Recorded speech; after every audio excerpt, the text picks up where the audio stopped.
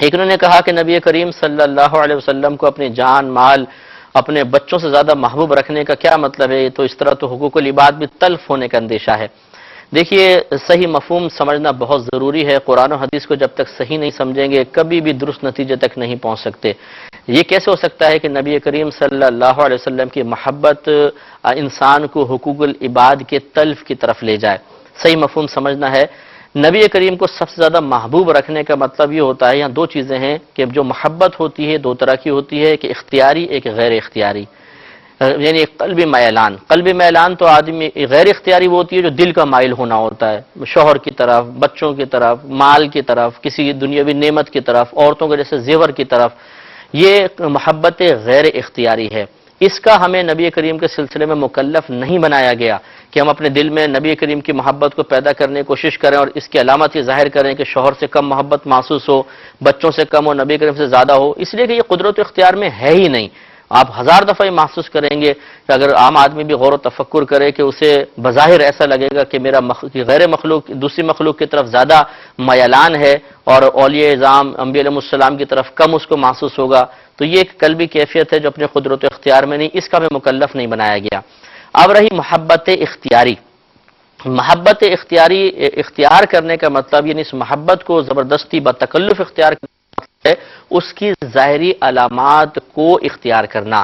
اور محبت رسول کی ظاہری علامات یہ ہیں کہ اگر کوئی مثلا حکم کی باری آئے کہ شوہر حکم دے رہا ہے، ایک طرف نبی کریم کا حکم ہے، بظاہر ٹکرا رہے ہیں، تو اب نبی کریم کی محبت کا تقاضا یہ ہے کہ نبی کریم کی بات مانی جائے، شوہر کی بات کو رد کریں، ماں باپ کی بات کو رد کریں، دوست احباب کی بات کو رد کر دیا جائے۔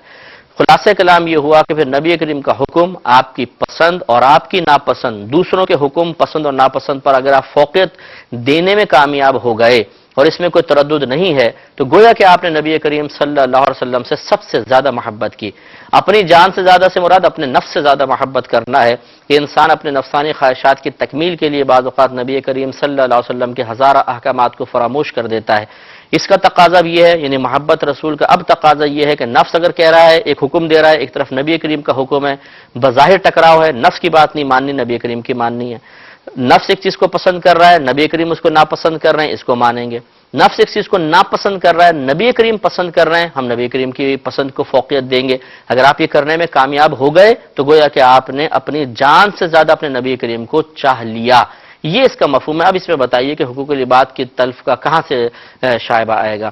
نبی کریم تو حقوق العباد کو پورا کرنے کا حکم دے رہے ہیں، اور جب آپ نبی کریم کا حکم مانیں گے تو حقوق العباد تلف ہو ہی نہیں سکتے۔ یہ درست مفہوم ذہن میں رکھنا بہت ضروری ہے۔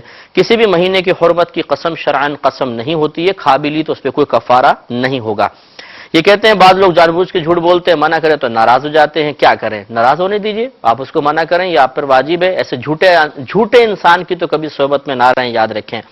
انتہائی خطرناک صحبت ہوتی ہے جو خاتون جھوٹ بولتی ہوں، کوئی خاندان کا فرد جھوٹ بولتا ہو، اس سے قطع تعلق کرنا شرعاً بالکل جائز ہے، ان سے بالکل قطع تعلق کر لیں، کیونکہ جھوٹا شخص مروا دے گا آپ کو۔ کوئی بھی شخص سے دوستی کر لیں، جھوٹے سے کبھی دوستی مت کیجیے گا ورنہ شدید نقصان ہو۔ ناراض ہو چاہے کچھ بھی، اس کو آپ تلقین کریں۔ مختصر سے بریک پہ جائیں گے، انشاءاللہ بقیہ سوالات کے جوابات بریک کے بعد۔ حبیب ہے میں مریض عشق رسول ہوں، وہ حبیب میرا طبیب ہے میرے ورد لب۔ آپ کی ڈیلی لائف میں جس کا ہے ایک اہم رول، وہ ہے ہاشمی مصباح۔ آپ کی ڈیلی لائف میں جس کا ہے ایک اہم رول، وہ ہے ہاشمی مصباح، وہ ہے ہاشمی مصباح۔